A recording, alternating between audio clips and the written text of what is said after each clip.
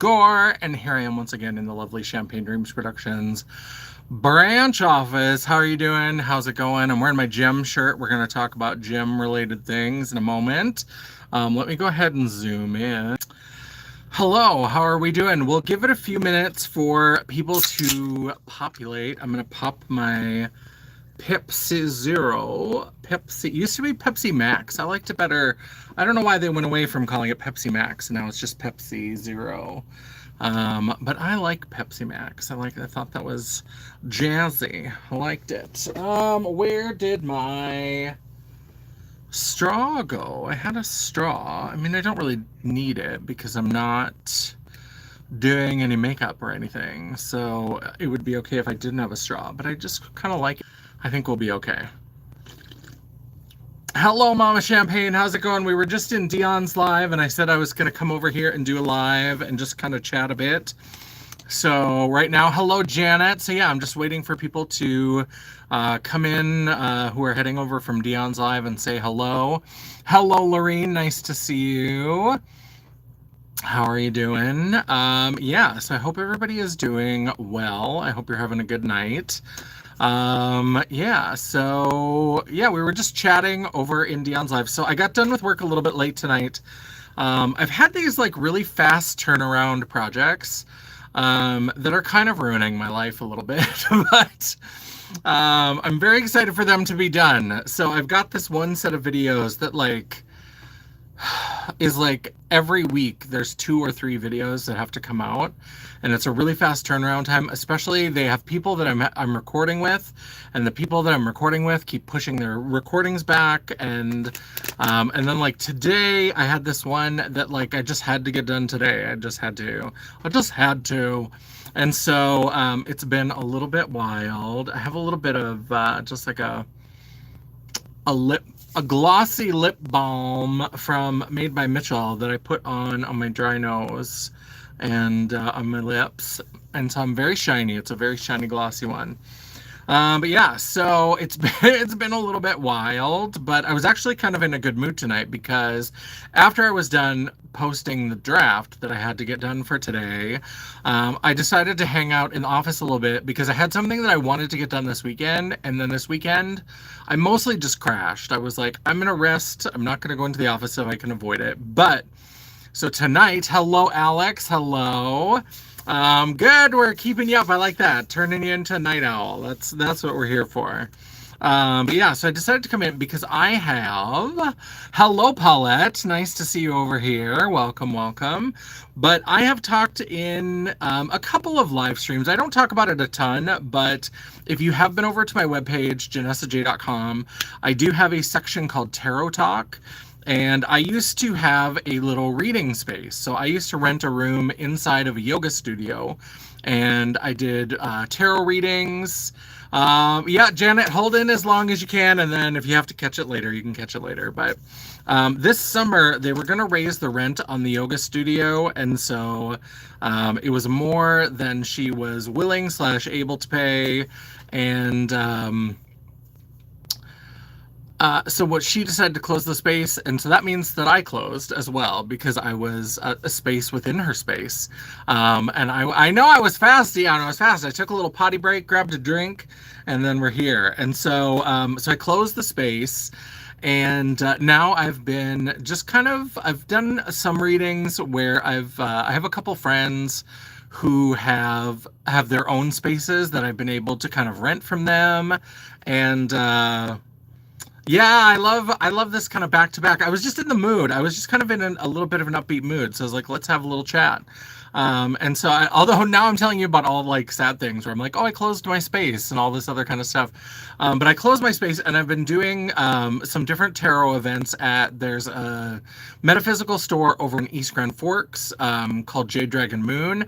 And then in East Grand Forks in the movie theater plaza, my friend Janine has a crystal shop and she does readings, and I've rented her space to do readings. So I've still been doing some readings, but I don't have my own kind of dedicated space. Now, when I had my own dedicated space, I used to do tarot workshops from time to time. So it was a 2-day immersive workshop. It was 10 hours of instruction. You got all the materials included and everything. And so when I closed the space, I still had enough materials for 6 workshop participants. So I had, like, usually when I buy stuff, I buy a few at a time or whatever. Hello, nothing Arlie. No, oh, sorry. Nat Heron. Sorry. I'll just call you Nat. I'll just call you Nat. I'm so sorry. But yeah, so I don't know if there's anybody that I think I've said hello to everybody. That reminds me to switch it to all messages so that I don't miss anybody. Hello. Oh, Vicente. I feel like that name popped up in an earlier live. Hello, Vicente. Vicente was filtered again. I don't know why. I don't know why they're trying to keep us apart, Vicente. Hello, Vicente. Hello, Alice. How are you doing? I'm like, oh, it's a little bit crazy, but I'm excited because, so I used to do tarot workshops, and it was 2 days, and you got all the materials and everything. Well, for months and months and months, hello, Electily. Hello, I'm queer is the term that I prefer. And so I have been, for months and months and months, so they've been so patient. Yes, Bronco is my good for nothing lab. Hello. I am queer. Well, thank you. I do sort of look like a lesbian math teacher. The term I prefer is queer. You look like you cost 9 elixir. I don't even know what that means. Have a little drink of sweet elixir and we'll have ourselves a little mixer. You can't say that to, hello, Jesse. You can't say that to a theater kid without getting a little bit of wicked. So, hello. We're getting some randos. We love that. But yeah, so for months and months and months, I have been working on this. This is 60 pages. This is basically all of the exercises and group discussions that, hello, Tanya. Nice to see you too. Hello, Sirianne. Are you gay to your dude? Well, I don't have a dude. I'm queer. And I suppose if I had a dude, I would be gay to him. I guess. So this is 60 pages of fabulous tarot workshop. Here is, and there are some sample card spreads in here. So this is a whole bunch of activities and discussions and all kinds of things for tarot workshop participants. What does queer mean? Is that attraction towards men, women, or both? Queer is a little bit more slippery, so it depends on the person. Now, I am primarily attracted to men. I have always been sexually attracted to men, but I am open to possibilities that may arise. I always like to say that, who knows? Who knows? It hasn't happened yet, but you never know. And so that's what it is. I mean, I know the chat is all over the place. And so, like, here is this workshop. And so I'm getting them boxed up because I have 3 people who are taking it. So I do still have materials for 3 other people. So I'm going to kind of I'm going to get their feedback and see if there's any improvements I need to make or anything I need to add. And then at some point, I'll probably add I'll offer the 3 additional somehow through my website or something. But I was just excited because I've got these packets and I was putting the packets together because I had to print the main workshop separately from the card layout. So there are 8 pages that are card layouts and I had to print them separately. So I was going through and adding them in and I was like, this is a good chunky little thing. I was pretty excited because here's my thing. I've loved writing ever since I was a kid. I have always had little books and I've always written stuff and I was an English major and I have a master's degree in English and it's always kind of been a dream to write a book. And sometimes when I am having, when I'm a little bit down on myself, I'll be a little bit disappointed that, I've never gotten around to writing a book. And then, sometimes I have to remember, but you kind of have. You kind of have. Because I graduated through the honors program as an undergrad, the UND honors program, and I did a creative thesis. I did a collection of poetry that was 60, 70 pages. Being gay is gay. Yes, Parker Davis. Being gay is gay. And so I did a collection of poetry, and that was like 60, 70 pages. That's a book. As a master's student, I wrote a thesis. I wrote like 125 page. That's a book. That's a book. And so even though they were just like published through the university, and now I've got this like 60-page chonker, and also I've been running my own website and doing blogs and all different kinds of things. So I have been a writer. I may not have been like a professional writer who is like getting paid for any of this shit. Most of it's been very expensive, but to me, but it's like it's one of those things where I was putting this together and I was like, bitch, you did that. So you are a writer. And so I was very excited. So I'm putting these together to get ready to send out. And yeah, so at some point I will be doing another round of tarot workshops. So if anybody's been interested in learning the tarot. And now that I've also got a YouTube channel, I I'm already starting to plan out, like, I want to have video content that's going to support this as well. Because since it does come with all the materials, there's going to be a cost to it. And I'm not gay, my boyfriend is. I love that. Hello, Michael. Hope you turn away from your sin and come to Jesus. Oh, I never come to Jesus. He just edges me for hours.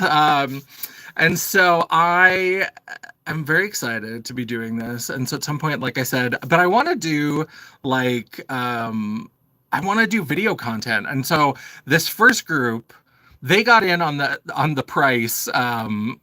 They got in at the price that I used to do the live workshops at. Now I've added an extra deck of cards because the workshop does come with a set of tarot cards. Now it also comes with a set of oracle cards. I'm looking at my little list here. It's on the first page. It comes with tarot, a book, like a separate book besides the book of materials. It comes with a crystals for beginners book. It comes with 2 quick study reference cards. It comes with a 10 stone collection, and it comes with a blank journal and a pen. Hello, Grace. Nice to see you.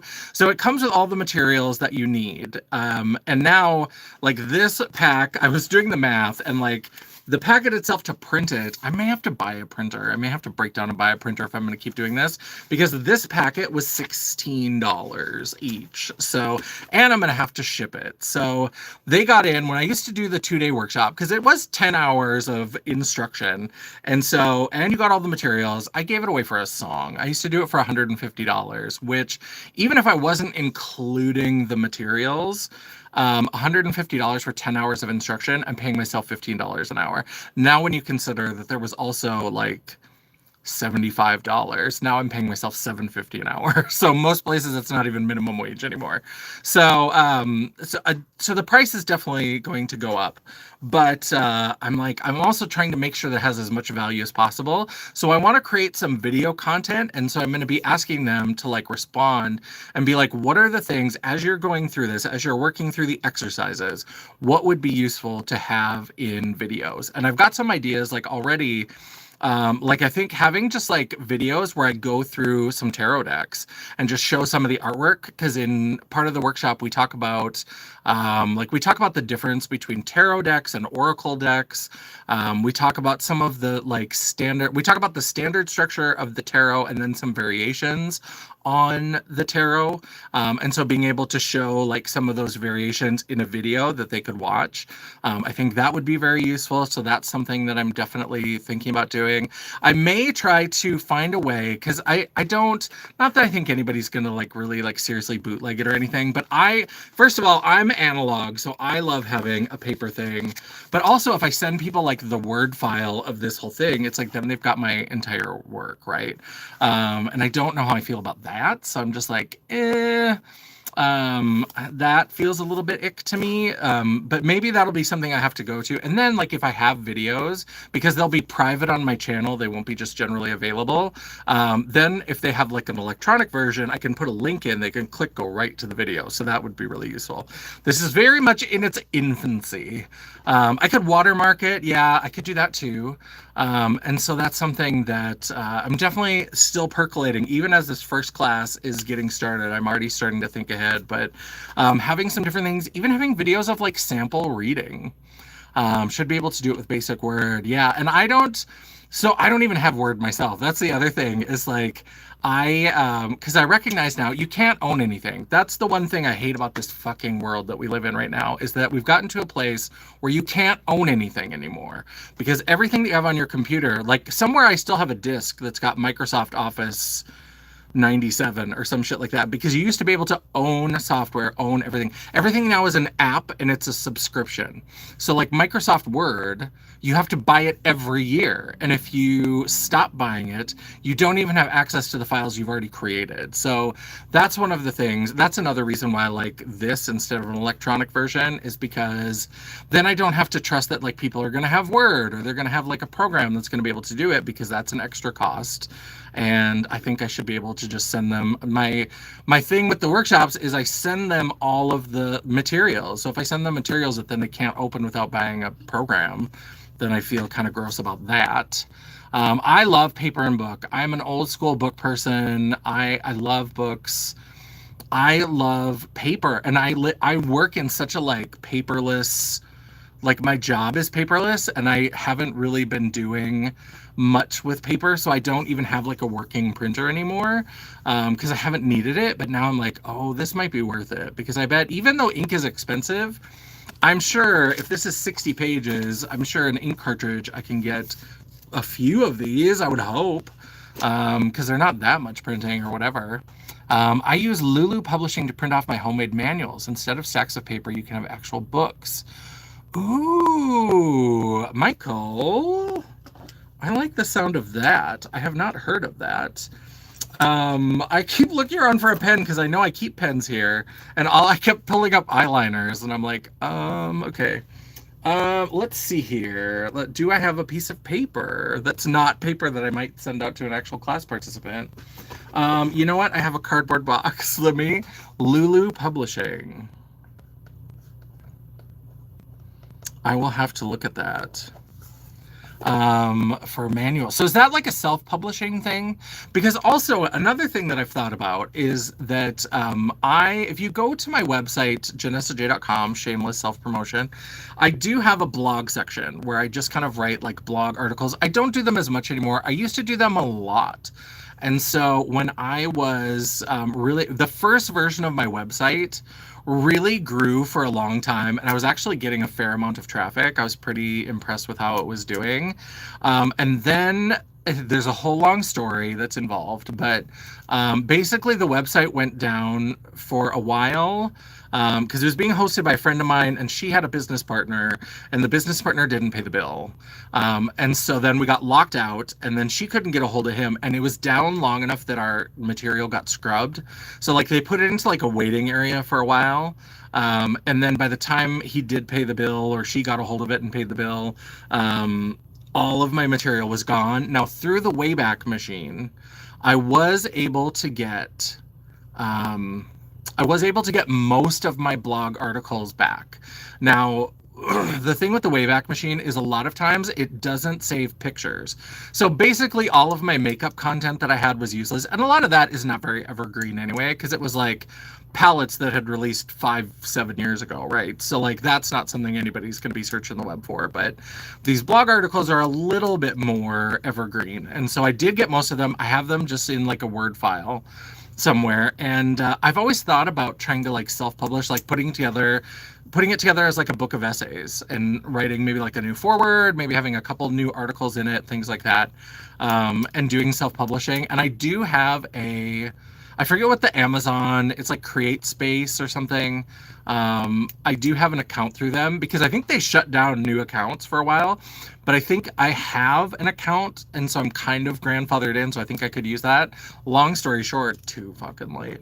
I might look into that Lulu Publishing as another option as well, because I have always wanted to have like a book, like a because all this kind of stuff, like my stuff that's at the I think it's still at the Chester Fritz Library, my master's thesis and my honors thesis, they're like bound like university binding, right? So it's just like shoved in a like cardboard thing and bound up, and like the cover feels like it's covered in duct tape. But my master's thesis I don't even have a copy of, so I have a copy of my this is so stupid. So when I was, because like I said, it was like 125 um 125, 130 pages, and like copying is expensive. And so when I was graduating with my master's, I needed to make two copies. I needed a copy for the Chesterfield's Library and for the English department. And I was so broke ass at that time that I didn't have enough money to print out a third copy and pay for the binding for myself. And I always was like, oh, I'm going to go back and do that later. Well, I never did because that laptop, like, I know I have it on a laptop, but like I don't know what happened. I stopped using it for a while and I don't know the password. And so I've heard there's ways to like get stuff off of a hard drive. I should try to do that. And now at this point, I don't know if I still need it or whatever, but I've always wanted like a copy of my master's thesis because I was pretty proud of it. But I would love to have like a book. Let's see here. So Tanya, can't you self-publish on Amazon? That's the thing I was talking about, the Create Space. So it's not Amazon itself, but they have a publishing imprint, and I think it's called Create Space. And that you can publish through. And I haven't logged into it in ages. Maybe they've like kicked me out for dormancy or whatever. But like, I did have a Create Space account, and so they had shut down new accounts. But if you had one, you could still log in. So I might be able to do it on Amazon, but I'm looking for other options as well, just in case. Even if you don't want to put it out there, you can just have them printed off in a book form, so you don't have to get an ISBN or anything. It will just be a book. Yeah, and I would maybe get. I don't know if I might, depending on how much it is, I might buy an ISBN. And like, I don't know if anybody, Mama Champagne would buy it. God bless you, Mama Champagne. She'd buy it. I don't know if anybody else would. So maybe if it's not too much, then I might get an ISBN.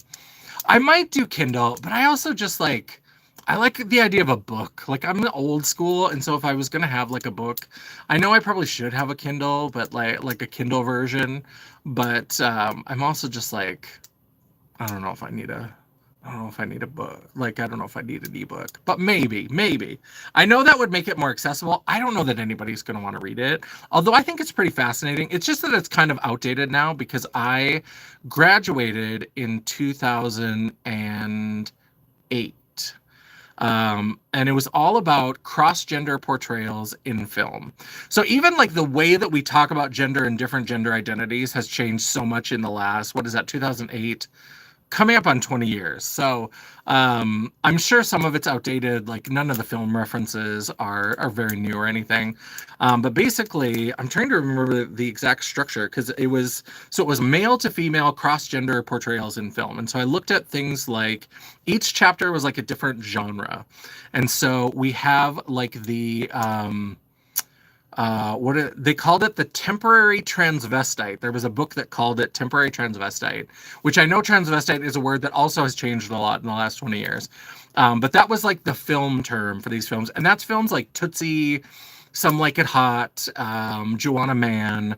And so these films where a man or men are forced to cross-dress because they're too macho, they're too masculine, and they end up pissing people off, and they can't work in their like chosen field. So like Tootsie, he's an actor and nobody will hire him or cast him. Joanna Man is a basketball player and he gets kicked out of the men's league, so he goes and plays in the women's league, things like that.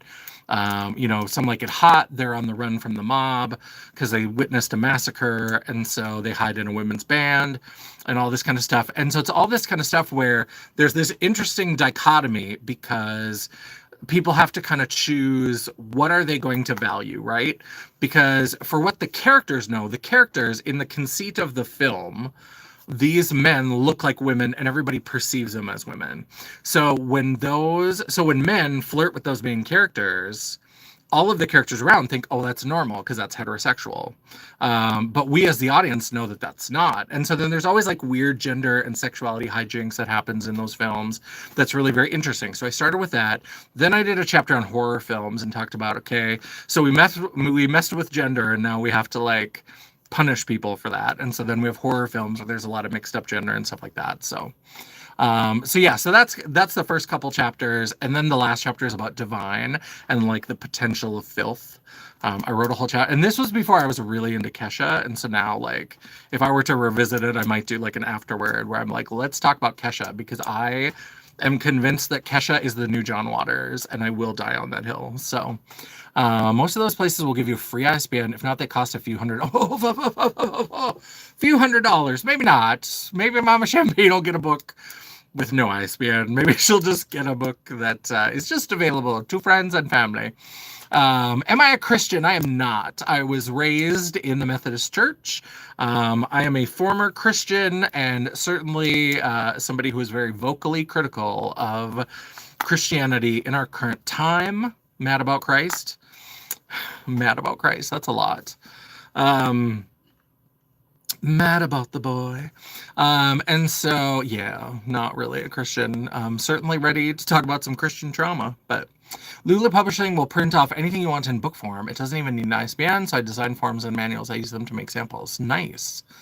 Yeah, because even if I could, like, order a few, like, for myself and maybe to sell, like, at shows and stuff like that, that would be enough where I could figure out a way to sell it without having it available just for, like, general sale.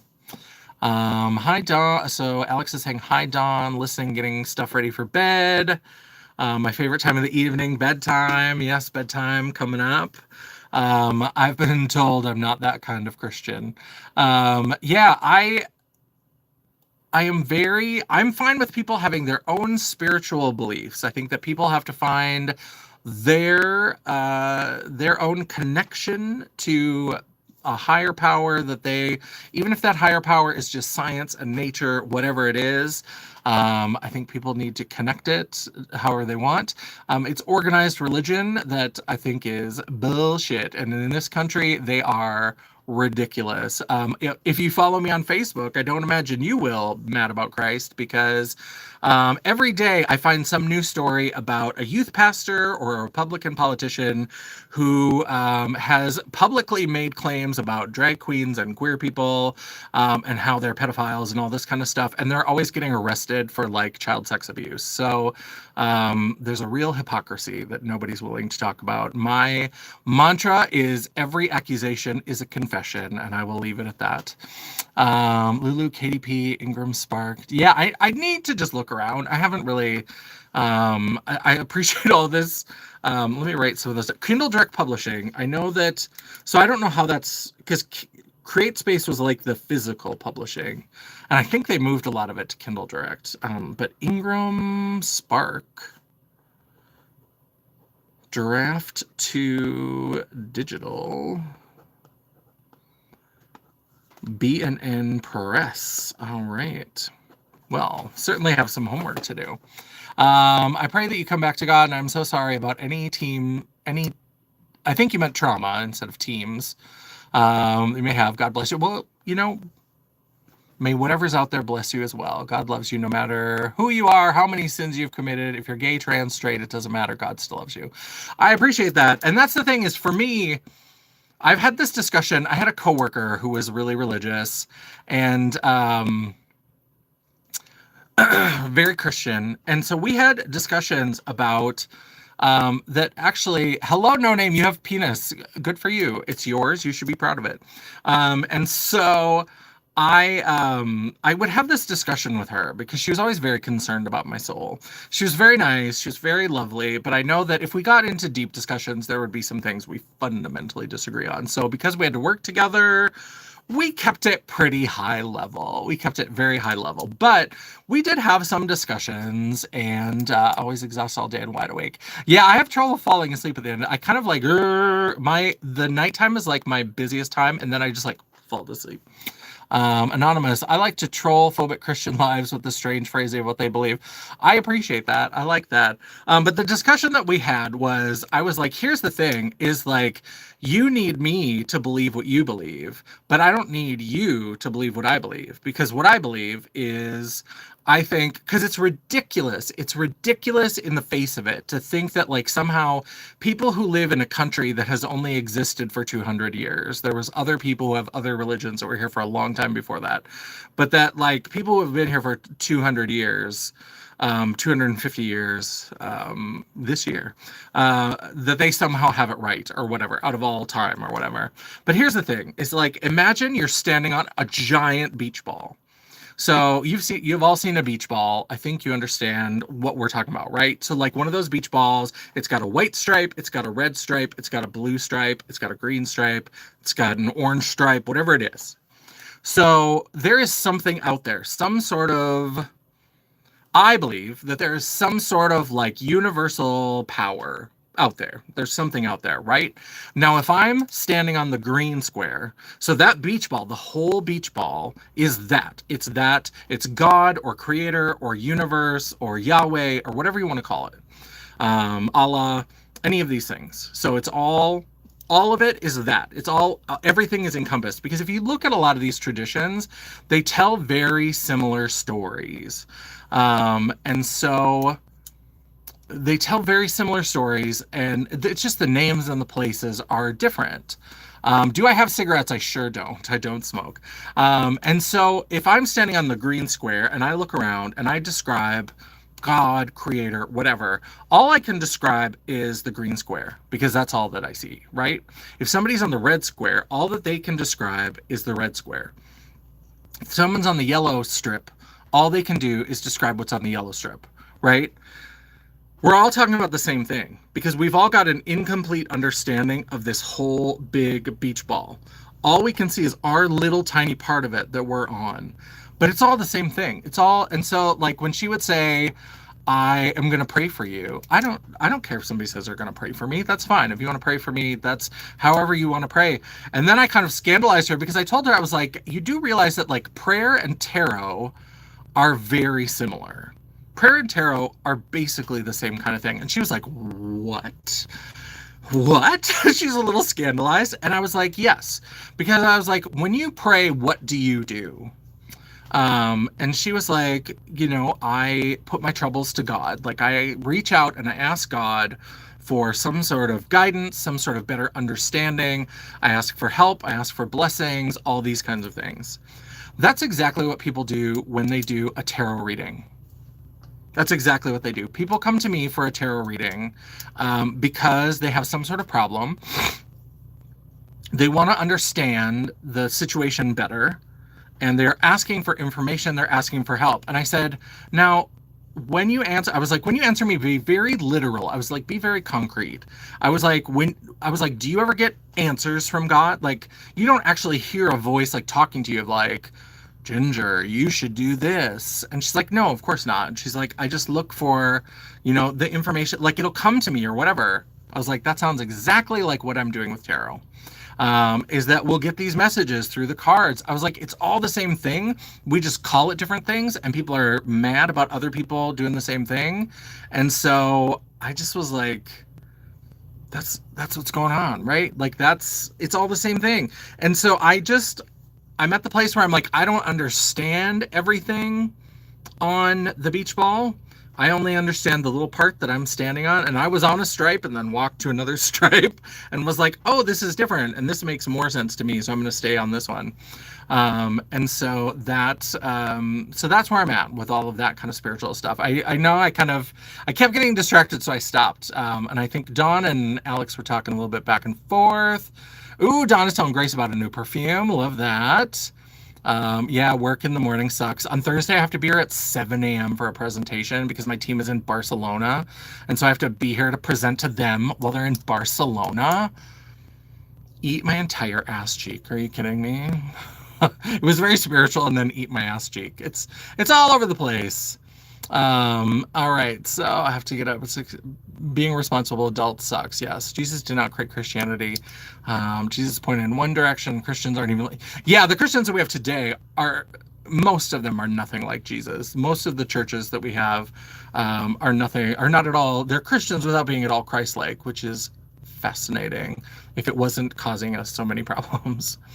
I work 8 to 4, sometimes 6:20. You are great. Thanks. I don't know if that was for me, but I'll take it. For a second, I thought 6:15 was a Bible quote. Something is wrong with me. That's all right. We've been talking about spiritualism. Someone went up to me at the hairdresser's and told me she would pray for me. It was out of the ordinary, but I think it was nice. Yeah, if somebody wants to, that's the whole thing where people are like, like the whole happy holidays things, like Christians just want to be mad about everything. The whole thing with like Merry Christmas versus Happy Holidays is that, first of all, they're just trying to be inclusive of other people. They don't know what holiday you celebrate, and all of the holidays are valid. And most of those people are retail workers, and most of those people don't give a fuck if you have a good holiday. As somebody who worked retail for a long time, I can tell you that those people, that's kind of like, it's part of the retail politeness where you just say something nice to end the conversation because they want you to go the fuck away. We've got your money. The interaction is over. Get the fuck out of here. So first of all, they're not even invested enough. But like if they say happy holidays and people want to get upset about, that's so stupid because Christmas is a holiday. And if somebody turns around to me and says Merry Christmas, I don't get upset about it. I'm just like, I might even just say thanks, you too, because I don't want to start the fight. And so I don't want to say happy holidays.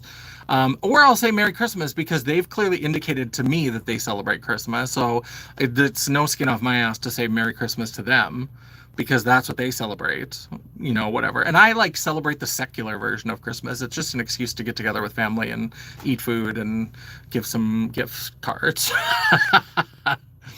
So yeah, absolutely correct. Thank you. Hello, Montserrat. Welcome, welcome.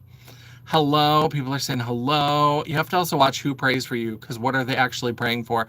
To me, I'm like, I don't even care what they pray about. Like, if it makes them feel comforted, I don't believe in all this stuff of like, they're going to send some angry, wrathful God after me because they think I'm sinful or whatever. Fuck off with that. If that's what you want to spend your time on this earth doing, is like praying hateful things about people, I guess good for you. Do what you gotta do, honey. Like, do whatever you need to do. But I'm worried about how you are choosing to spend your precious, precious time. I'm not about Bible quotes. 7 a.m. is yuck. Yeah, people are saying hello, hello. It's a thing. 10 blind men touching an elephant. They were asked what it was, and each one had a different description. That's another perfect example. Yeah. So like, we can only see the part of the beach ball we're on. I mean to each their own, but I don't shove my beliefs in others' faces like people love to do. Yeah, and let me tell you, so the last few like 12 packs of soda that I've stocked my fridge with, people have been shoving those little religious tracts into the boxes. I think they're funny because they're so ridiculous, and then I just throw them away. And if they want to waste however many cents on me, that's fine. I don't care. Like it's to me, it's very sad that they feel they have to do that, but. Jesus was homeless and the churches hate the homeless. That part. And that's the part, because now, like, some of the thing that all the, like, rich white people are big about in cities is that they don't want to, they want to, like, get rid of homeless people without actually providing services. They just want to make it, like, illegal to be homeless. And I, to a point, agree with that. I think that they should make it illegal to, like, sleep in public and be homeless, except within 500 feet of a church, because that's why churches are tax exempt, because they're supposed to be tax exempt so they have more money to do that sort of charitable work, not so Joel Osteen can buy another summer home. So fuck that guy. I think they should make it be like, if you're going to have an encampment, you better be right outside a church. I applaud that. I think that we should move that. Because it would solve a problem. It would solve two problems. It would allow them to have the encampments they need because we're not providing the services. And it would also encourage these churches to do their fucking job that they're getting a tax break for. So there we are. Clearly, I have some saltiness built up around religion. Yes, Jesus spoke out against what they do. Absolutely. Hello, hi Dion. Wow, trash mouth much. What the fuck am I watching? I don't know, Kat. What the fuck are you watching? It's almost like you don't have to be here. It's almost like you elected to be here and you didn't have to be. Loved gift card. It's so much easier. We're all hard to buy for. Then don't watch. Keep scrolling. Exactly, Don. Hi, Anonymous. Hi, Janet. Wildcat. That's wild. People do that with soda. It's very bizarre. It's very strange. Hello, CJ. Nice to see you. No, they didn't. I don't know what you're talking about. Sorry, I'm behind on comments, and so I'm trying to catch up. People are saying hello to CJ. Hello, CJ. That's how it is in Oklahoma now. Yeah, North Dakota is kind of gross. Fargo was starting to do some of that stuff. You're so accepting. No, they don't. You're so accepting, like making exceptions. I think that's the wrong one. I'm not sure what you're saying. Hello, the Stoic. Hi, Don. Oh my God, how far am I? Hello, I did a food distribution for over 10 years and our city passed laws and arrested us for, yeah, places where they like are going to arrest you for giving food or water to the homeless. fuck those people. Fuck them. I think that someone should check their search history because they sound like Republicans. Hi, Barbie. Hello. I was lost too. Have I ever given a Blumpkin? Classy. Is a bird in the hand worth two in the bush? Hello, Pocket. Hello. Montserrat, people are saying hello. Just a little saltiness. You didn't have to be here, but you are. Exactly. Hello, Locke. Nice to see you. I'm trying to catch up on comments. It's been wild. We've had a few of the bad trolls stop in. Hello, Boston in the house. Hello, Boston. Boston Rob on Days of Our Lives. He's the body yaddy yaddy. We love Rob Scott Wilson. He's got that Boston accent. Oh, he's delicious. He's beautiful. Hey, Locke. How far am I from the bottom of these comments? Hello. Hi, Janet.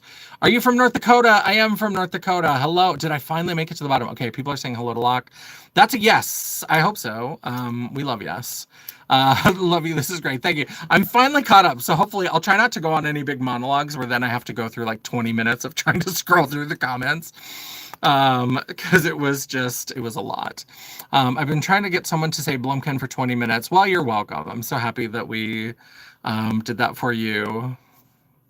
I guess whatever floats your boat. Again, I'm always surprised by what people are willing to spend their limited time on Earth here doing. But if that makes you happy, I'm so glad that I was able to achieve that for you. Yeah, so I hope everybody is doing well. You're talking on here because no one cares what you think. Well, actually, people do kind of care what I think because they come and watch me and they subscribe to my channel and they go to my website and they read my writing. And so people do kind of care. You might not care, and you're welcome to not care. You don't really have to be here if you don't care. That's, again, all these people who want to like spend time on your channel telling you how much they don't care about you and they don't pay attention to you. And it's like, bitch, you're here. You're here. You're here. So you clearly care. You're clearly invested. Yes, I appreciate all of you. What are you talking about on here today? Well, we talked about my tarot workshop that I am in the process of packing up because I've got 3 people who are going to be doing my first virtual online tarot card workshop with. Hello, Jesus official. I think that's an alt account, so I appreciate the engagement. That's the other thing, is that every comment that comes on here, even the negative Nancy ones, it's all engagement. Everybody who's seen my outro, it's all engagement. The algorithm isn't a picky bitch, and neither am I. Because that's something that I think sometimes people don't know, is that like even negative, hateful troll comments, they help my channel. Every interaction, because if somebody is like wanting to be negative, if they're wanting to be hateful, that's still engagement. Like they are engaged enough to actually click, because so many people would just be like, oh, gross, call me the F slur, and then like scroll away. No, but some of these people like to actually like type out a comment. Like that takes time, that takes effort, that takes investment. And so YouTube, even if you put a thumbs down, even if you give a negative comment, YouTube rewards that. So that's something for all of you. If there are any of those negative trolls still here in the audience, that is absolutely something that YouTube rewards. So we appreciate you. So you're letting my queer ass have even more reach as we go. I don't seem like that bad of a guy. Well, thanks, Police State. I appreciate that. Yeah. So, yeah, we're just kind of talking. Now we've talked about the tarot stuff, and then we had like a little religious rant. So I don't really know what else to talk about. I don't really have anything else planned. Nothing new came in today. Nothing new specific to talk about. Engagement of you, watch time. Thanks for this. Exactly. It's watch time. It's all this stuff. When you stick around long enough to like say something hateful and to watch, you're watching. That's watch time. That contributes to my channel. The comment contributes, because they're like, ooh, that person, apparently this person like stirs up enough emotion that they wanted to leave a comment. It doesn't matter what the comment is. They cared enough to like press one of the thumbs up, thumbs down buttons. And so it's like, yeah, the F-slur, fabulous, fantastic, funny, friendly, fun. Yes, I appreciate that. Thank you, CJ. Hello, Mark Jameson. How are you doing tonight on this lovely Tuesday? Yeah, but so yeah, I'm in the process of packing things up. I'm very excited. I'm hoping I haven't actually gotten one full box together. The one thing I'm worried about is that there are two sizes. I like to use whenever I ship anything, whether I'm shipping like declutter makeup. Sometimes I sell that on Facebook. I'll do little like mystery box kind of things.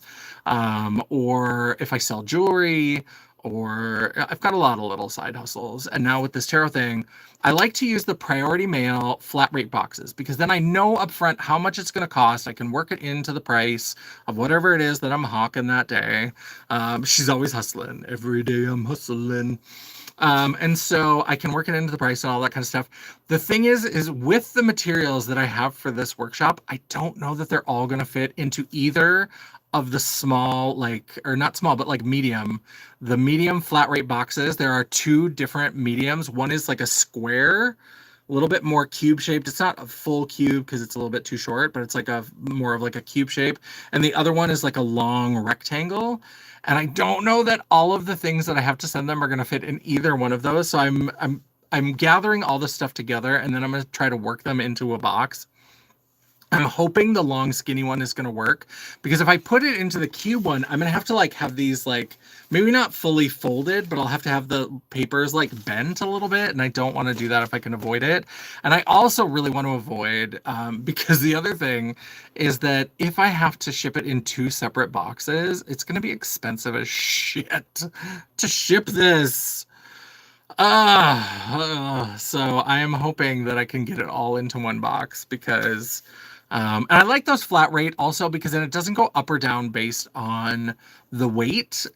It's what you can cram in there. There might be like a really high weight that it like cuts off at. Hello, Rosalinda. Nice to see you.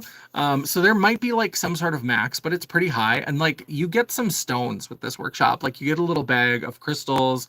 And for this group, I bought them little like stone animals to thank them for their patience, because it's taken me a long time to put this together. So they're getting some additional stones in there. So I like the flat rate because then I don't have to worry, oh, you put a couple extra stones in, now it's going to be $20 more shipping. But if I have to do a second box, it will be $20 more shipping per person. And I would rather spend $60 shipping these boxes out to them than $120. So, because let me tell you, they paid for this a long time ago, and it did include the shipping in the fee that they paid. But that money is long since gone. Let's be real. Let's be 100% real. So I'm going to be shipping it out of my money now. And also, like, one of the people, it was like, it's somebody that I know, and I know she's good for it, but it's like, she bought it for a friend of hers. She's like, I have this friend who I think would really like this thing, so I'm going to buy it for her as like her combined birthday Christmas present. And then she paid the first half, and she hasn't paid the second half yet. So I'm like, there's part of me that wants to be like, so that second half, how are we doing on that? Because that would actually cover the shipping for all of these if I can get them in one box each. I'm laying down now. All right, Alex, have a good night. Thanks for all the laughs. It was nice to find like-minded, awesome people to talk shit with. Yeah, I love that too. I love our little community, and I know that sometimes we get some bad trolls. Don't worry about the bad trolls. If they roll through, I have no problem handling them. Yes, I would love it if you would hit the like button. I would love it. Give me that thumbs up. Yeah, I really, really appreciate it. And so, yeah. So that's what's going on in my world. Tomorrow's going to be another day from hell. Tomorrow I'm just planning to be here for a long, long time. Bonehead Productions. Have I ever killed a man? I have not.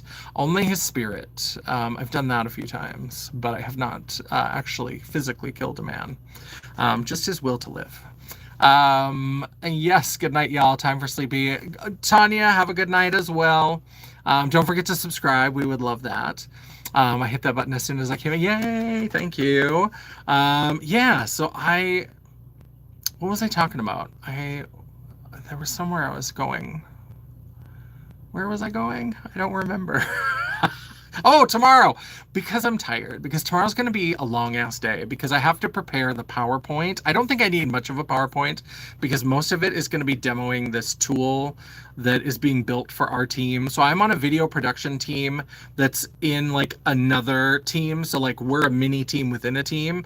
And so I'm going to be presenting this new tool that we're getting to the rest of our team that's not on our team, that hasn't been part of the whole process. Did you ever shoot a fella before? I have not. I don't know what this obsession is. Do I look like somebody who's on a wanted poster? Um, it's my twin. It's my doppelganger. Not me. I swear. I'm not hiding out in North Dakota from the law. But yeah, so I have to create this PowerPoint and I have to get ready for that presentation. But I also have 2 video drafts that I need to finish tomorrow. For this, I have this project that's been going for like 3 weeks and there's 2 weeks left, where it's a weekly like publication cycle. And leading up to that project starting, I had this like live event. Who's the, oh, Mud Monkey, you can go. We're gonna get rid of you. Dang do. Hey, Dixie Normus. Haha, we get it. No, you just have the personality of someone who's sitting on a stockpile of nuclear bombs in their basement. I've got a whole lot of sequin gowns in my basement and a lot of spiders. That's most of what's in my basement. No nuclear bombs. I feel like those would be worth some money. And if you know how I like to shop for makeup, if I had nuclear bombs, I'd sell them to somebody because we're looking for that cash money. Then I could put all the tarot shit in 2 boxes and wouldn't have to worry about it because I'd have nuclear bomb money. But I don't. They might think you're the dude whose picture I sent you and said he could be your little cousin. Yeah. So yeah, so I have not 2 drafts. This is the week where I have 3 of them. They're not too hard. I've templated most of it. So the nice thing about this project is that it's very templated. And so I've got an opening where all I have to do is change the title of the video. I've got little name banners because 2 of the people who appear in the videos appear in every video. So I've got a banner pre-made with their name and their title. So the only thing I have to change is then there's always like a guest interview in each video.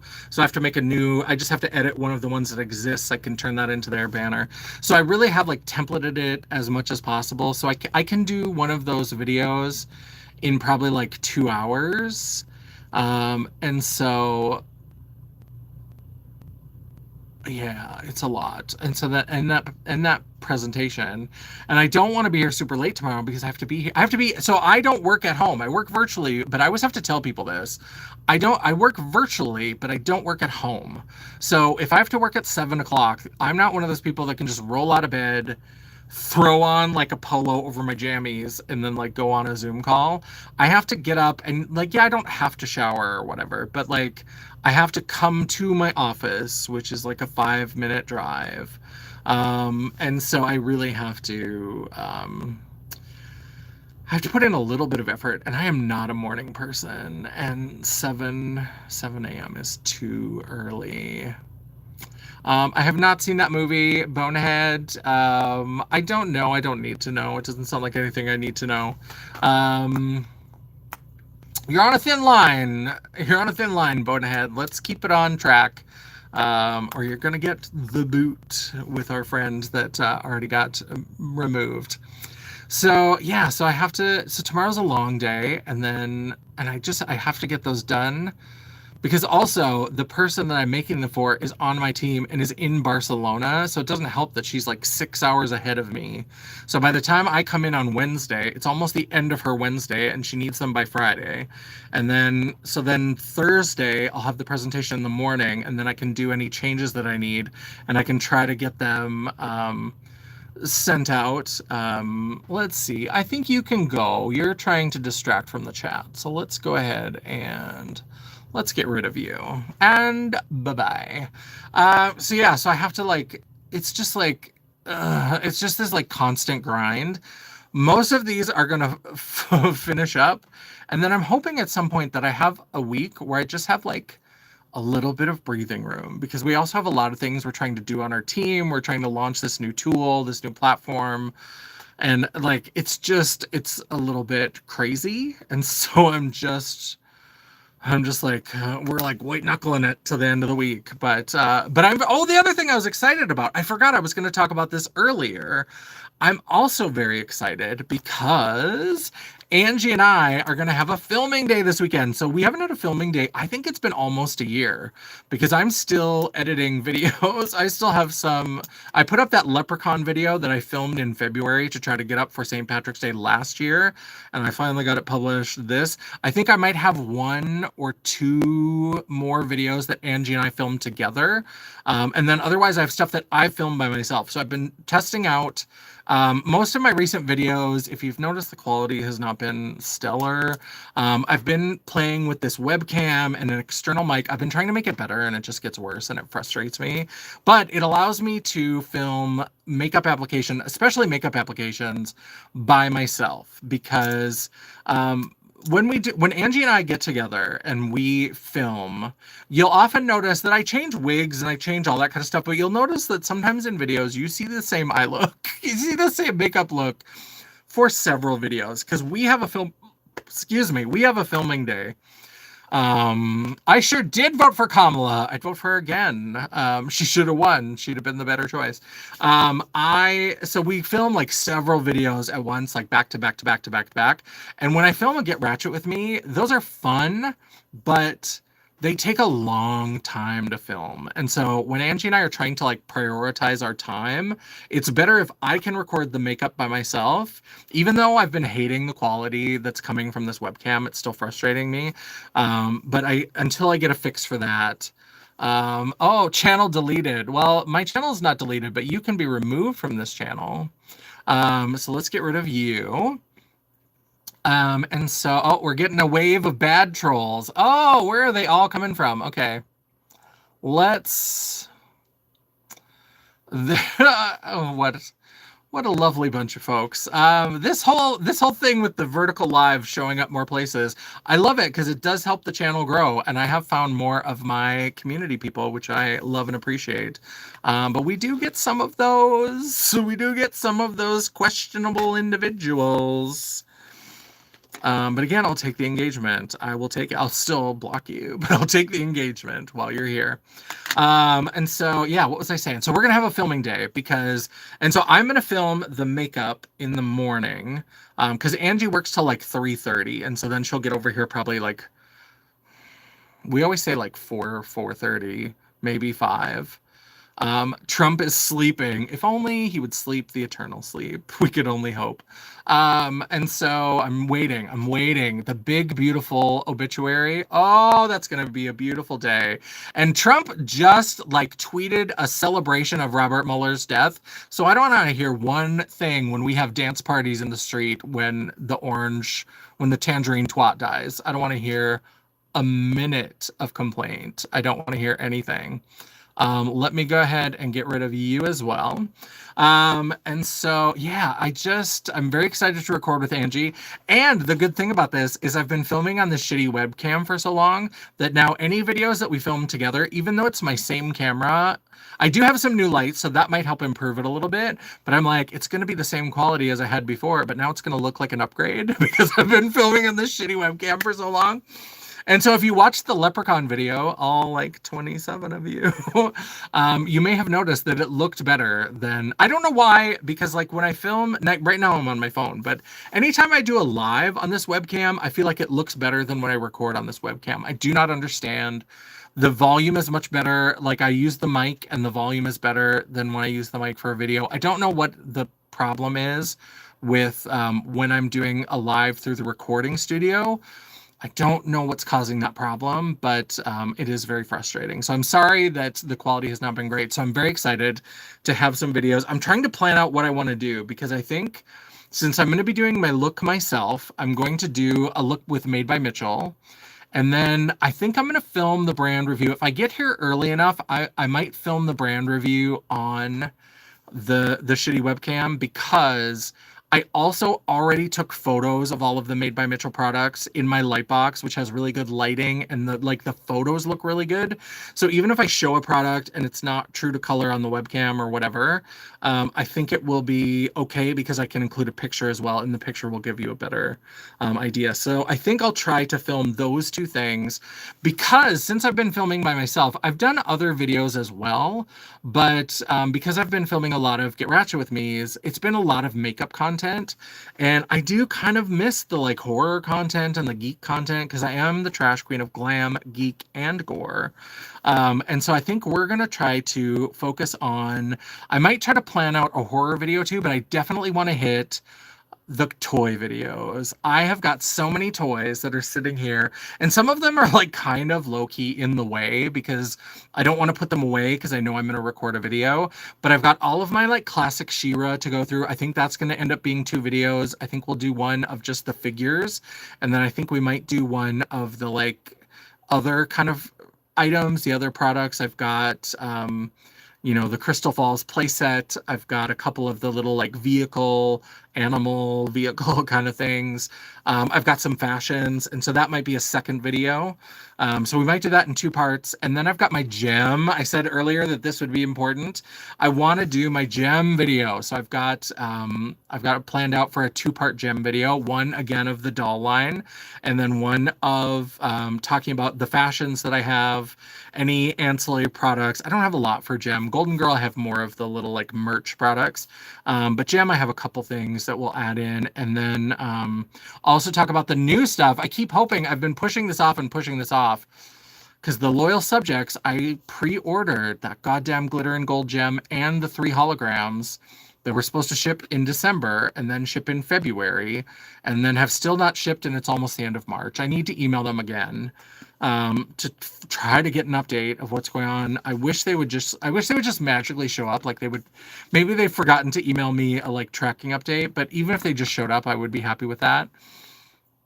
And so, because I would love to be able to include those, because I do have the gem doll, and so we're going to talk about the gem doll in the like with the fashions and that, because that's naturally a shorter video because I have more of the dolls than I have like random fashions and stuff. So we'll include the new gem dolls through the loyal subjects in that video. I may just have to show pictures because they were supposed to be here. So we've got 2 gem videos. We've got 2-ish, 1 or 2 She-Ra videos that I would like to get through. And I always make a list, and we usually don't get through everything. And so then I try to prioritize, but I would also like to get through, I have a Barbie collection update that I would like to do. And I'm thinking about doing, I don't think I'll be ready for this filming day, but maybe I'll try to have one fairly soon.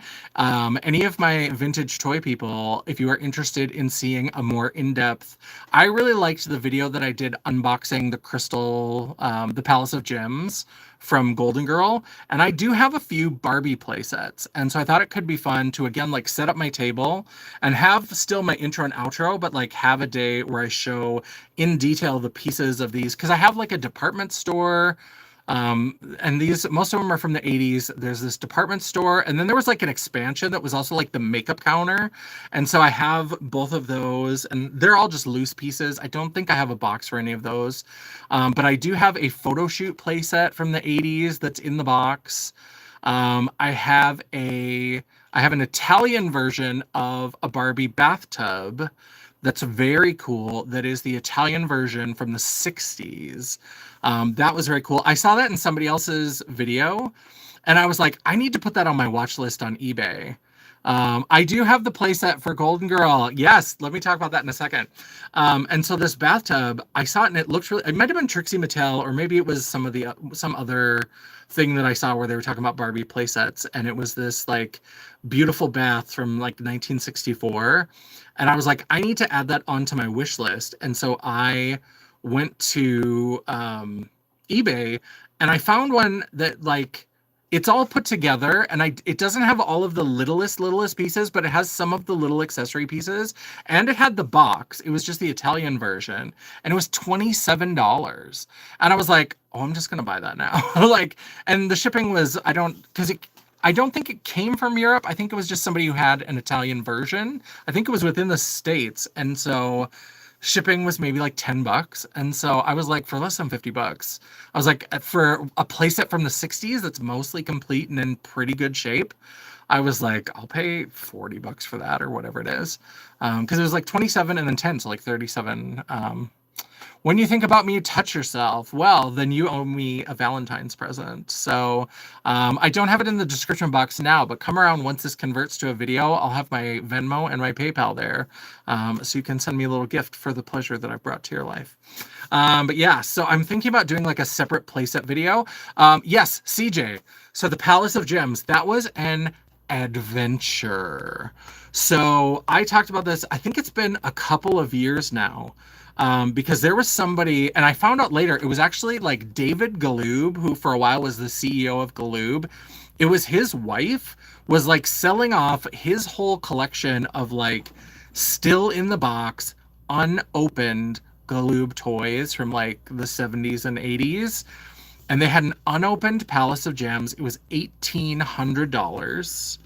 And I for that, and I saw that and I was just like salivating, and so many people were watching it, and every time I went back to check the listing there were more people watching it, because I think I first saw it maybe in like February or something, and then that May I get a bonus through work. It's like a stock bonus or whatever, and that particular bonus just happened to be really, really good because I had gotten a promotion. So I moved up a level in my job, and I had gotten a really good performance review. And the way that it all aligned, I was having, for whatever reason, that one May bonus was going to be bigger than like a bonus usually is. And so I watched it for like 2.5, 3 months, like a hawk.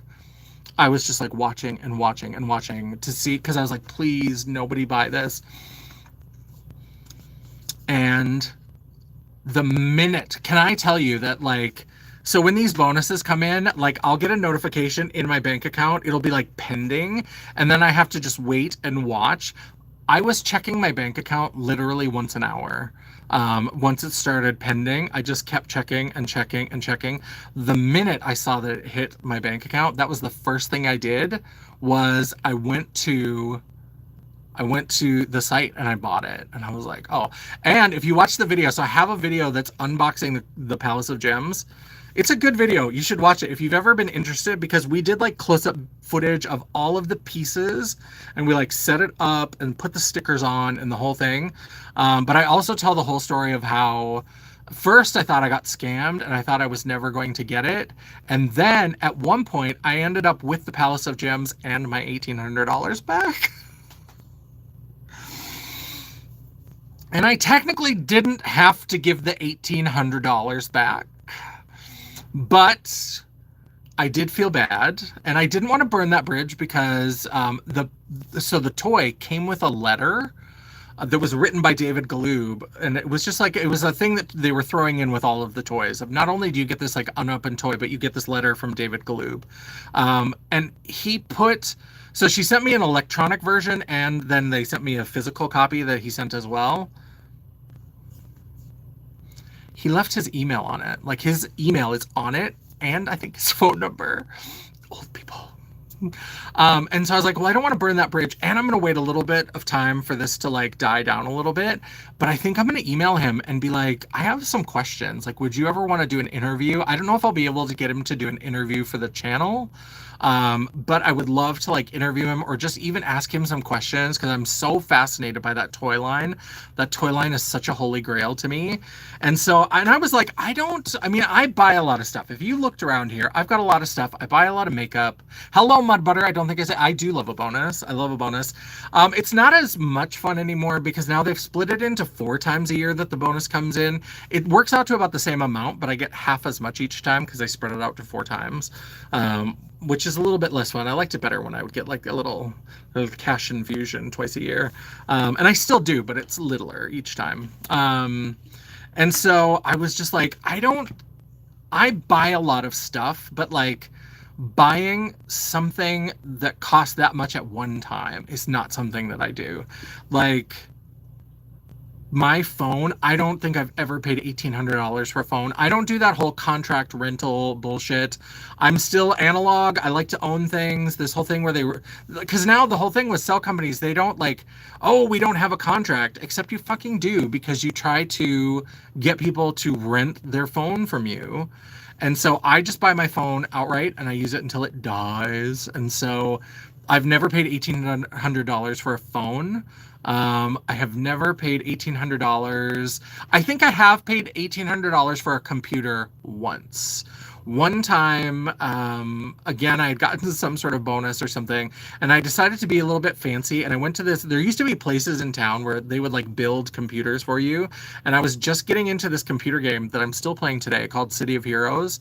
And so I was like, I want a really good computer that's just going to run the shit out of this. And so I went to this place and I think I spent about $2,000. But other than that, computers have gotten so inexpensive that I've never paid for either a laptop or a desktop. I've never paid $1,800 for a computer.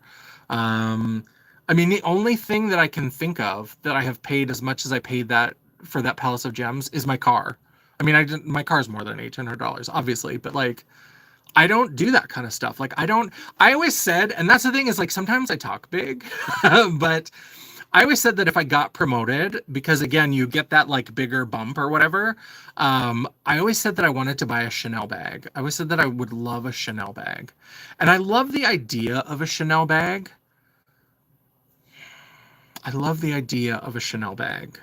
But when I got that bonus, I couldn't do it. I mean, I was already buying the Palace of Gems, but also when my dad died, his estate, I mean, he wasn't rich or anything, but I got like a chunk of change, right?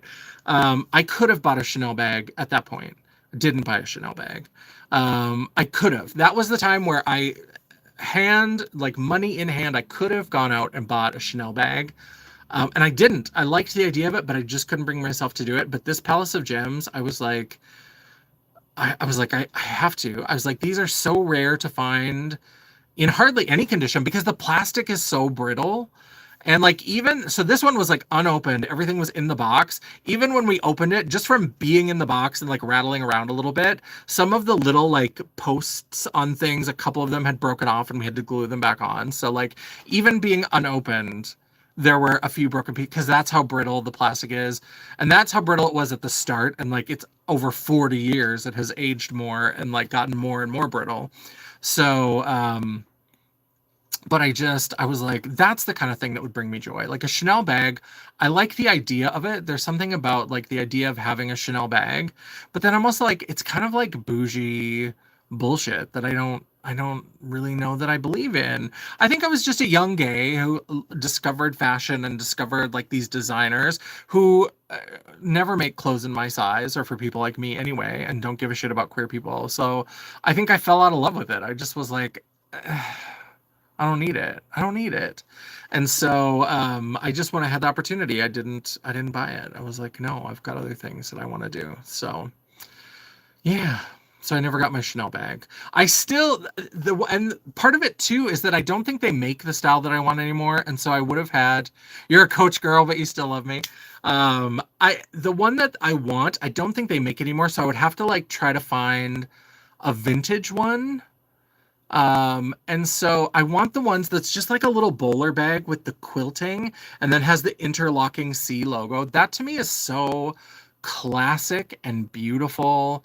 I want like a white with the black Chanel logo or the black quilting with the white. One of those that's like white and black, maybe like a baby pink and black where the main part is baby pink and then the stuff is black. But I want one of those like very classic, and if not white, like a cream. Like I want that classic Chanel bowler. I don't think they make those anymore. I think the style of bags that they do are very different now. And so I didn't even look. That's how much it is. Like, I can't even tell you. At one point I had looked at them long before I ever had the money for it. And I noticed, I was like, oh, they're changing how they do their bags. And I'm like, oh, I don't think I like these. And so I would have had to track down a used one. And I was just like, no, I kind of like the idea of like being that bougie bitch that like goes and is like, I'll be paying cash. I probably wouldn't pay cash. I would have to like call my debit card and be like, I'm about to make a huge purchase, so please extend the daily allowance so that you don't embarrass me at Neiman's or wherever I would be. But yeah. Yeah, I don't have any Golden Girl figures. I had to, if you are looking for Golden Girl figures, I might have a couple extra and I could maybe cut you a deal. In my Golden Girl content, I talked about how I've ended up, because sometimes people will sell things in like a lot. And so sometimes buying lots are actually cheaper than tracking down some individual figures. So I have ended up with some duplicates. So I might be able to help you with your collection.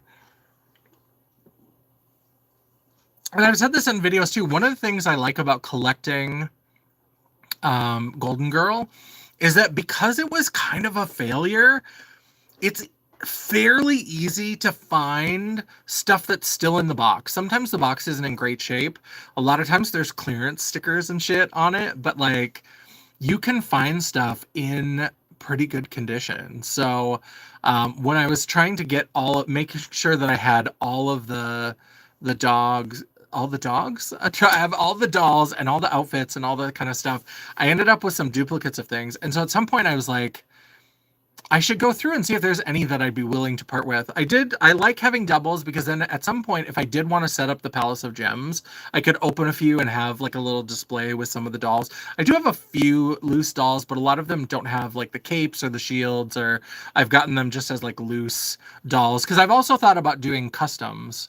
Angie and I have talked about maybe working together because she's very artsy and she knows how to like actually accomplish some of the shit, because there was an unreleased second wave that there's concept art for, and we have talked about trying to customize some of the Golden Girl dolls to make the wave 2 that never was, because there was like 2 different sketches of Diamondia, Coral, Pearl, and Turquoise on the hero side, and then the one that I would have loved, there was a character on the villain side called Spydra, who had red hair and a green outfit. She looked so cool. And then Centaura, who was a guy, but he was like a half horse kind of character. So, which mean those are really pretty. Yeah, I love the bowler bags from Chanel. I love them. I can't have bougie bags because I would forget and throw it on the floor of my car anyway. I don't leave anything in the box anyway, except for 2 Shadow High dolls because they're so pretty and so much dust. Yeah, I don't have really good like display. Like I just have shelves. And so I like to keep stuff in the box. I've become a little bit more of a collector. All of my gem dolls, when I do my gem video, now I've purchased some dolls where they're in the box. And I did have an extra Pizzazz that I bought a long time ago because she's my favorite. So I have a loose Pizzazz and I have one in the box. But all of my gem dolls, because I used to not care about that. And I'm a monster and I threw the boxes away. I didn't even keep the boxes because I was never like a collector, like a fancy collector, like the kind who like buy them because they're like, oh, I'm going to be able to sell this on for more later. I was never that collector. I was always the collector that was like, I love gem and I want to own all of these things. And so now I've been better about mostly keeping, but I do like that. Like with unboxing the Palace of Gems, there's something fun about taking something that stayed in the package for like 40 years and being like, hey, we're on camera. Should we unbox this thing? I do like that. And actually in the gem doll video, because I have the full range of holograms and the Misfits. There's a couple of the like ancillary dolls that I don't like. I don't have Dance. I don't have, who's the choreographer? Video. I don't have her. I don't think I have a Synergy in the box. But when I was rounding out my collection a few years ago, I had all these loose dolls, but I didn't have Stormer and I didn't have Shayna. And so not too long ago, I found a Stormer in the box and a Shayna in the box. And I'm like, but all of my gem dolls are out of the box. So I think I might unbox those 2 dolls on camera because they're still in the box. And the Shayna's not in great condition. It was clearly stored in a place that got some like water damage. And so she was a pretty good deal. That's why I bought her. And I was like, since I'm going to like unpack her anyway. And I think the dress has a little bit of corrosion on it. So I may look around and try to find a loose Shayna dress that's in good condition. And so, yeah, but I used to not. At some point, I'm going to do a video of my Living Dead dolls. I've got some of those. Those I want to record them in a video, and the Living Dead dolls, I might actually be willing to part with most of those. Because I know I have Series 7, which is the 7 Deadly Sins. Because I have a weird, like, I love the idea of the 7 Deadly Sins as like a theme, as like a, you know, kind of a, how do you want to say, like a theme, but a motif. I like that as a motif. And so I have the ones from the 7 Deadly Sins. I have a couple from that like silver screen Hollywood collection where the little coffin boxes were silver. And then I have just some other random ones. I used to work at Hot Topic, so I have a few that were on super clearance. And so I think they're cute, but they're all loose. They're still in the box, but they're all loose. I took them out and I've got all their accessories and stuff. So after I record them into a video, some of those might go up for sale. I might sell those off to some people. I'll have to do some research. That's the other thing. Selling things online is so exhausting. I used to sell on eBay a lot. I used to make a lot of drag outfits, and I would make a lot for myself. And then occasionally I would just make stuff to sell on eBay. And so I used to do a lot of eBaying.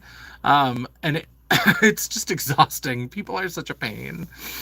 I used to be a people person, and then people ruined it. So I might, and trying to figure out now, because I don't know if I want to go back to eBay. I don't know if it's worth it to me to try to go back to eBay, but so I might try to sell some of those Living Dead dolls.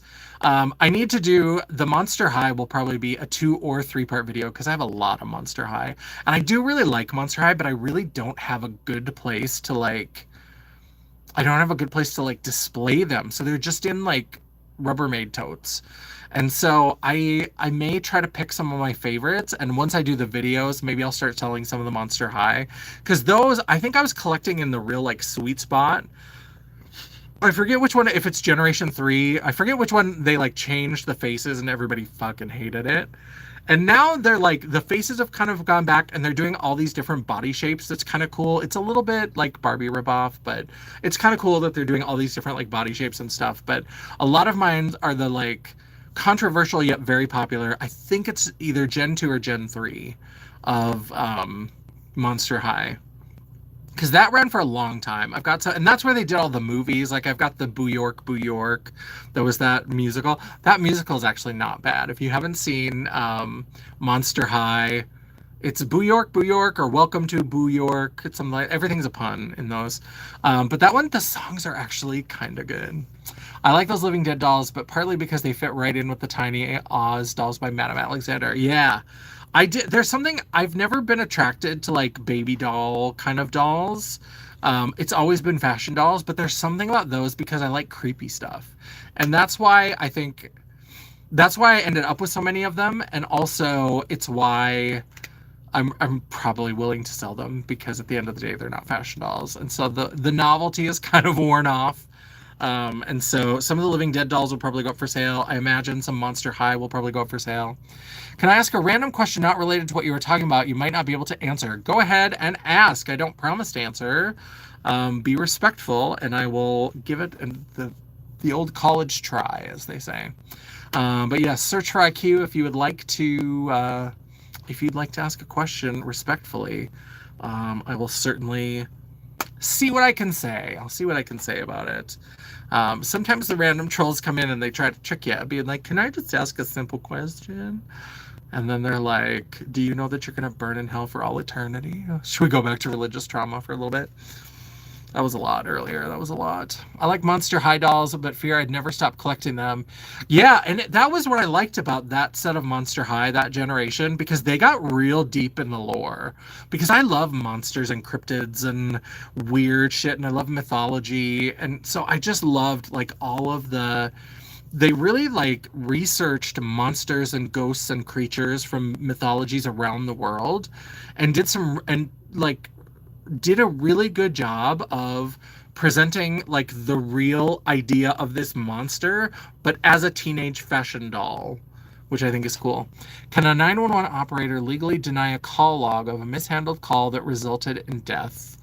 I don't know why you came to this dumb drag queen to ask that question. That I don't know. Asking a question to ask a question is a question. You are correct, Dion. I do not know. I would check with a lawyer for that. That I'm not a lawyer. I'm a dumb drag queen on the internet. So I would not trust me to give legal advice. Yeah. Deny a call log. Yeah. Don't know. Hard to say. Yeah, so Monster High, I just love them. There's just something about it. The shoes are so cute. Can we talk about the fact that Barbie has cute shoes now? Like, I loved Barbie in the 80s, but now when I look at the kind of shoes that Barbie has, and now she's got different kinds of feet, I think.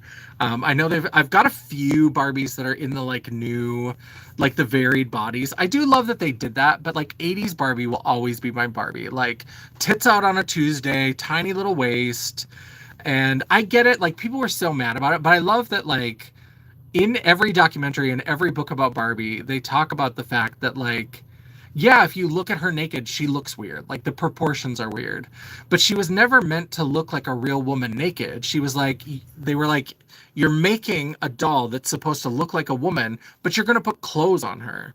And like the fabrics that you use are not like to scale with the doll. So if the doll is like 1/6 or whatever it is, it's not like the fabric is now 1/6 of the typical width. It's regular fabric. So if you put like a dress and a jacket and stuff on her and made her like normal body proportions, it would look crazy. It would look weird and it would be out of scale. But if you make this weird body shape, once you put clothes on and layer the clothes and do all of that, then it looks more like a normal body. So it wasn't that they were trying to create some unrealistic beauty standard. I mean, part of it is they were just trying to copy a doll that already existed. But the Bill Lilly, look up Barbie history for that. And it, so they did it to like make it look like a normal kind of person when you layered these clothes on. So 80s Barbie will always be my Barbie with that face, that 80s Barbie face. I love it where she's staring. You know, they talk about that in the history of Barbie, that like up to a certain point, she always had her eyes to the side. So like the original, it was always like very demure and she was kind of looking to the side. And then I think it might have been in the 70s with Malibu Barbie, where then the first time she's like straight on, like what? I love it. So 80s Barbie is for me. I'm starting to think normal random people are more intelligent than lawyers because they've all given me different conflicting answers. Interesting. Well, and the law is slippery. The law is definitely a lot of slipperiness. So it's all about how people and different judges interpret things. It's all about making the right argument to speak to the laws. So there isn't necessarily always a definitive one answer.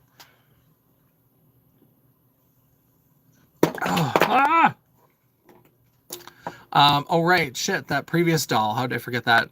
Which doll? The Barbie, like the eyes to the side Barbie. I think it was a Trixie Mattel. Trixie Mattel, if you like vintage Barbies, Trixie did a series of her Barbies from different decades. It was like 60s, 70s, 80s, and 90s. And that's part of what inspired my content as well. Because I used to be just a drag queen on the internet. And then I was like, I want to talk about vintage Barbie. He's like, I want to talk about my vintage doll collection. I want to talk about Golden Girl. And really what finally like keyed it for me was Golden Girl, is because I love this toy line Golden Girl. If you don't know, it was developed around the same time as She-Ra. And so it was meant to complement Masters of the Universe, because Master of the Universe, in their whole initial run, only ever had 3 female figures. They had Tila, Evelyn, and the Sorceress. And so, these toy companies were like, oh, maybe, girls would like to play with their brothers. And the 80s were very gendered. So heaven forbid a girl pick up Buzz Off, the little bee guy or whatever. They had to have female figures, and they should have female figures. There should be female representation. And like heaven forbid a boy should pick up a female doll. So they only had 3. So like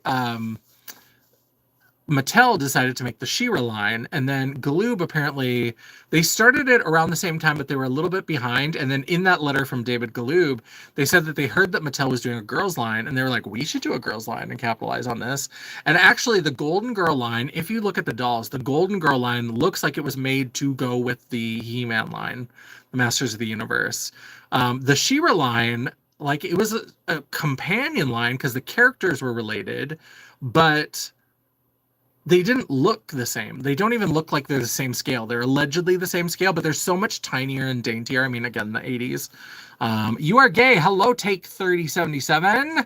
Welcome. You were raised in the 80s. I'm male, raised in Alabama. I was the youngest child, so played with dolls.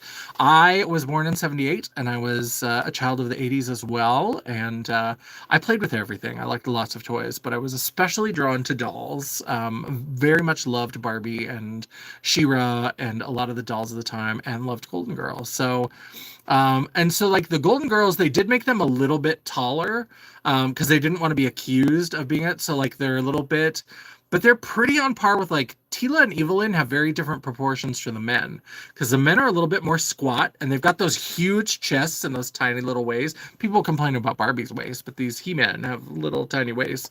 And so Tila and Evelyn were both a little bit taller. And so Golden Girl is pretty similar. They're made maybe a little bit taller, but you wouldn't, if you put them next to like a Tila and Evelyn, you could get away with it.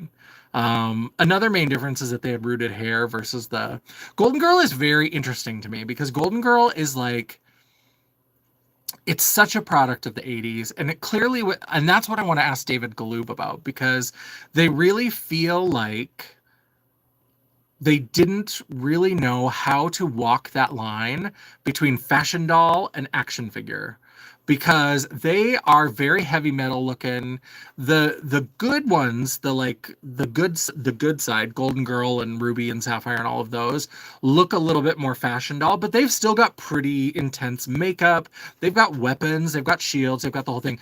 The evil characters are very like monstrous looking. They definitely fit in with like the monster-y kind of Masters of the Universe toys.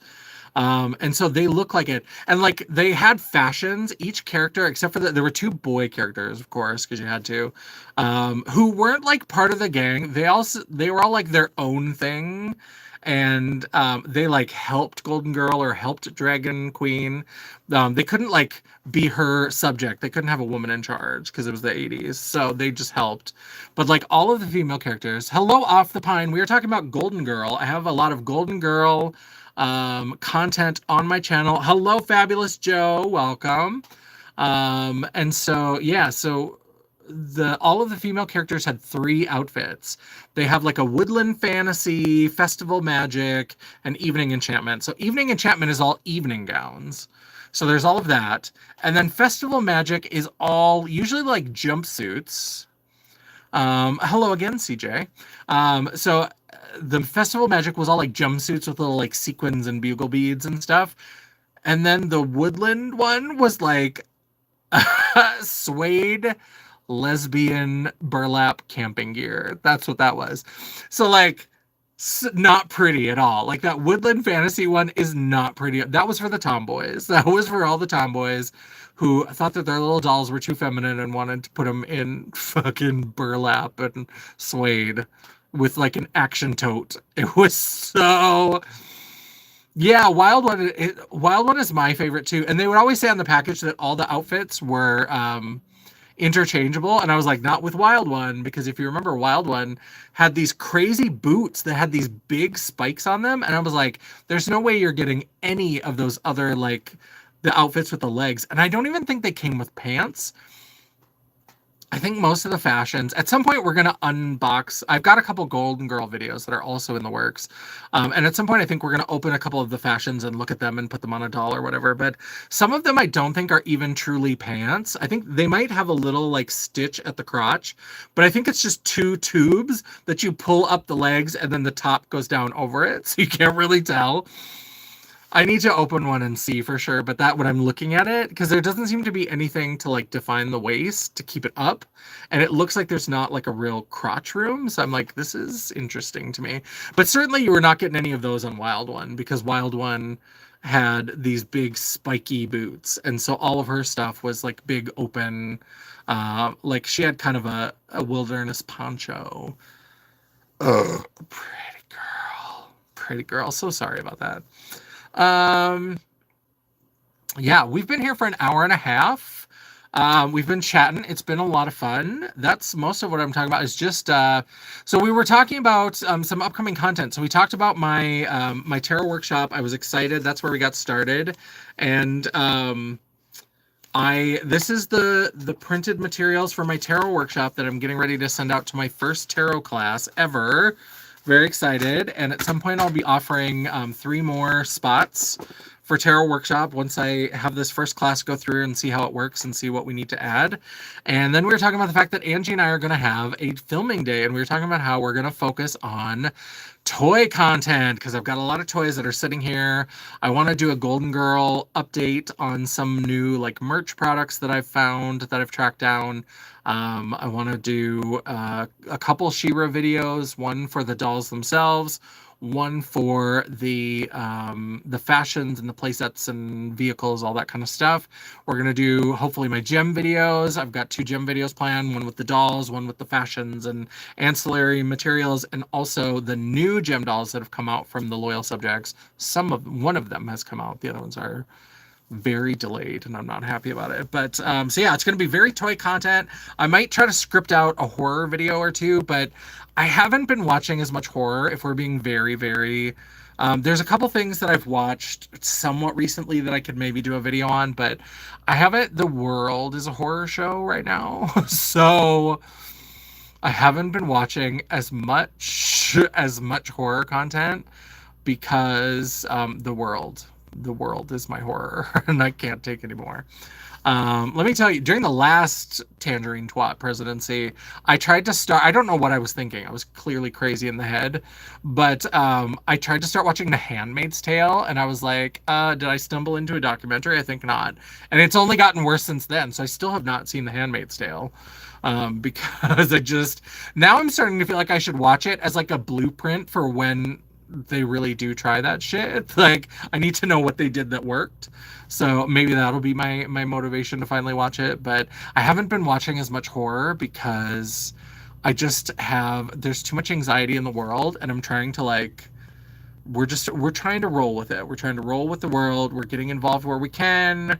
We're doing as much slacktivism as we can, signing petitions and signing different things, and we're just trying to survive. We're trying to get through. It's looking real World War II-y around here, and my people did not do well at that time. If you remember, Ted Bundy, serial killer. I know him. I don't know him. I didn't know him. But I know of him. Yeah. And so, yeah, I watched the first episode of The Handmaid's Tale, and it gave me such anxiety that I was just like, I can't. And I usually like things that are like a slow burn like that, but I like slow burn movies. I think that's also another problem with it. I think I would have had trouble with it anytime because it really is this kind of slow burn sort of thing. And that works for a movie. That works for a movie because you're done in like an hour and a half, 2 hours. So it's going to be a slow burn, and then it's going to take off, and then you're going to be done, and you'll have release. When they keep doing that slow burn stuff for fucking 8 seasons, and then like occasionally something will happen, and then it's back to the slow burn, I'm like, I can't do it. I can't do it. Yeah, based on the Old Testament. That's one thing, because I did read The Handmaid's Tale back in college, my first semester of college. That's the future the liberals want. It sure is.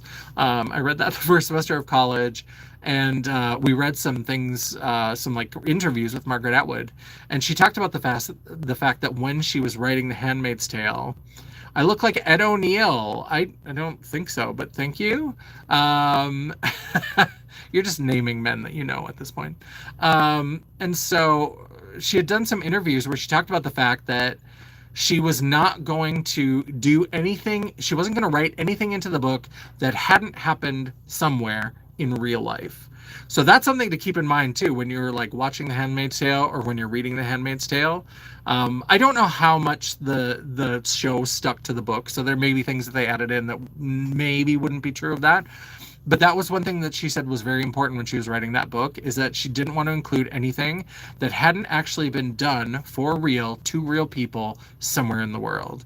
And that's the true scariness of The Handmaid's Tale, because people are like, it's becoming The Handmaid's Tale. And it's like, well, The Handmaid's Tale, all that shit at different times in different places has already happened. And so therefore, we should remember that it can happen again, because all of those things have happened at different times and places.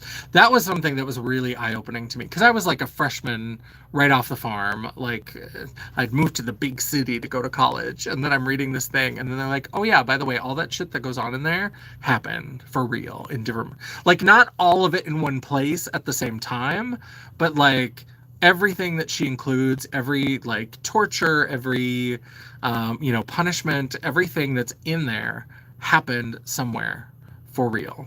And so as a college freshman, I wasn't entirely prepared for my world to be blown quite like that.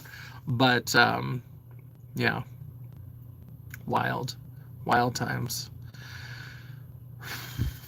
Also, so my freshman year, so it was a program called Integrated Studies, which is very cool. That doesn't exist anymore, and I'm sad about it.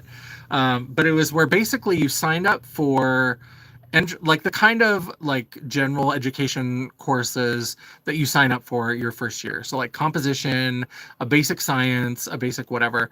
But this integrated studies program, if you got accepted, it was basically like you did it was like 9 or 12 credits were this integrated studies where you did all your classes together. So it wasn't a traditional biology, it wasn't a traditional composition.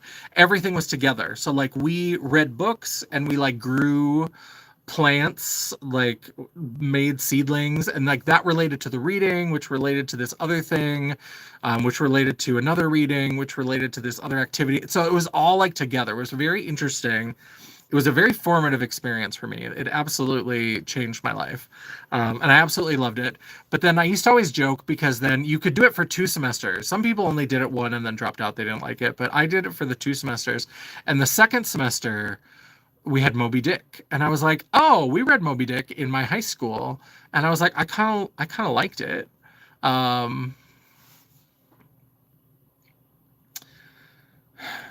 So Podunk, Bowbells, North Dakota. I did not read Moby Dick. They used to have these like abridged classics that were like 60 pages long. So Moby Dick is like 300 pages, 400 pages. This was like a 60-page version that was written in modern English, is what I read in high school. That's the fucking Moby Dick that this dumbass read. And so I was like, ooh, Moby Dick. And then I was like, this feels really thick.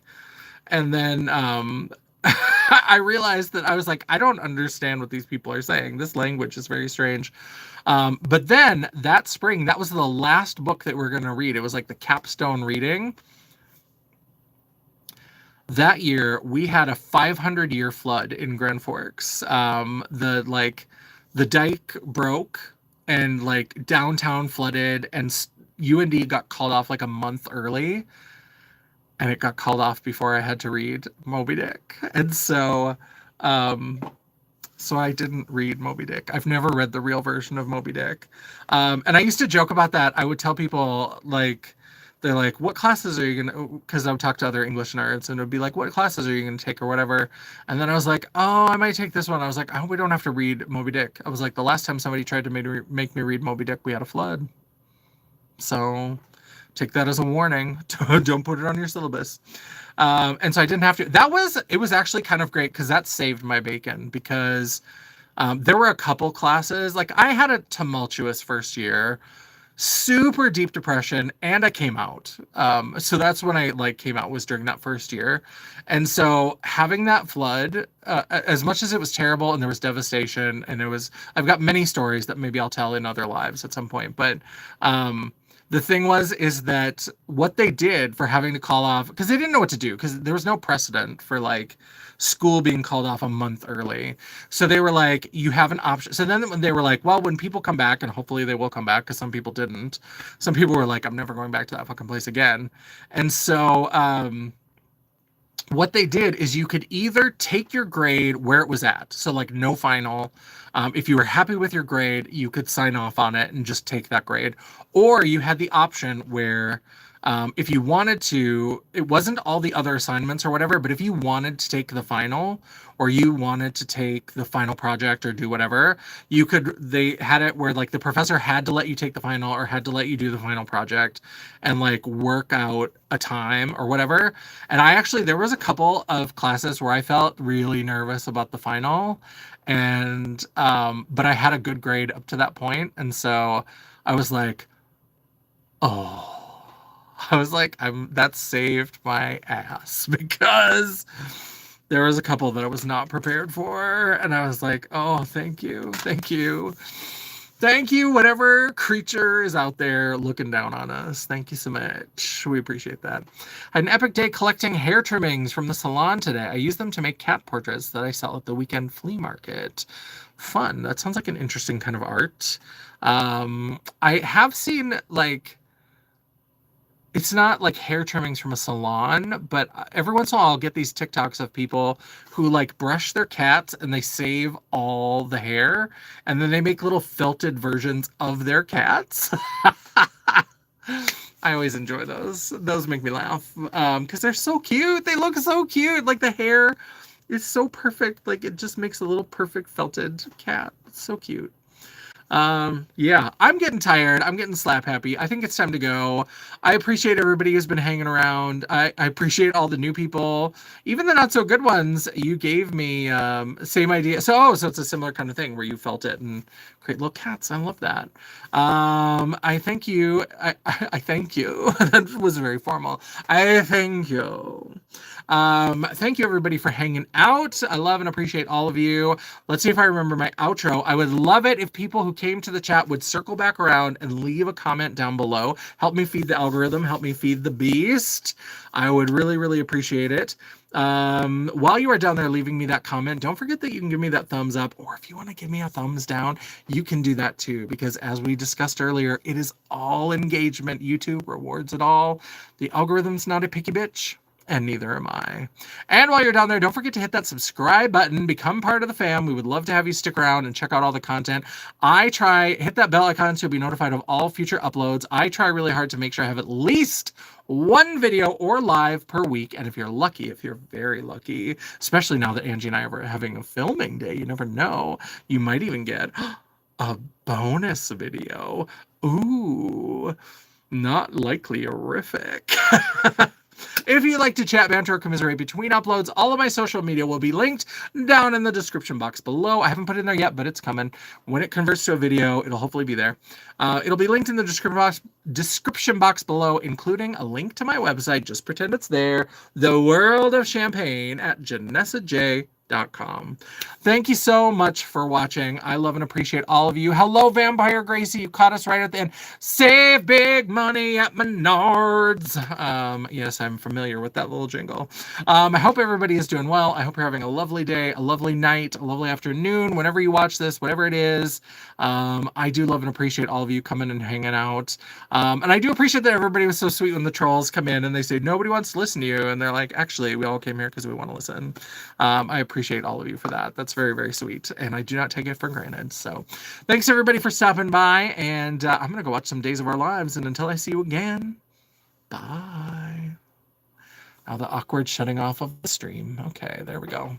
Okay, bye. Pee-wee laugh.